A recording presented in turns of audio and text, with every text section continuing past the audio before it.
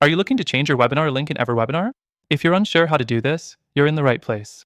In this quick video, I'll show you exactly how to change your webinar link step by step so you can keep things running smoothly.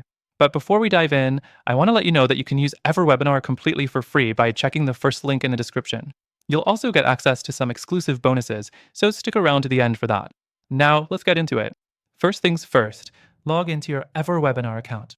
Once you're in, you'll be taken to your main dashboard where all of your webinars are listed. From here, find the webinar you want to update the link for.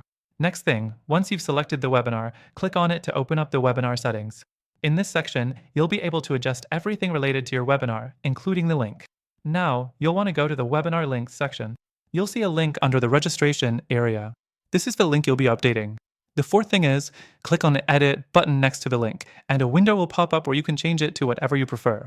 Whether it's a custom URL or just a simple tweak, you can update it right there. After you've made your changes, don't forget to hit Save. This is important because if you don't save your changes, your new link won't be active. The next thing you want to do is test the link. Open a new tab, paste the link in, and make sure everything works properly. If the link redirects you to the registration page or wherever you want, then you're good to go. The last thing I'll mention is to update your promotional materials. Whether it's an email, landing page, or a social media post, make sure you update the new webinar link everywhere you're promoting the event. This will ensure your audience has access to the right link and won't face any issues joining your webinar. Before I go, I want to remind you that you can get EverWebinar for free and even get exclusive bonuses by clicking the first link in the description below.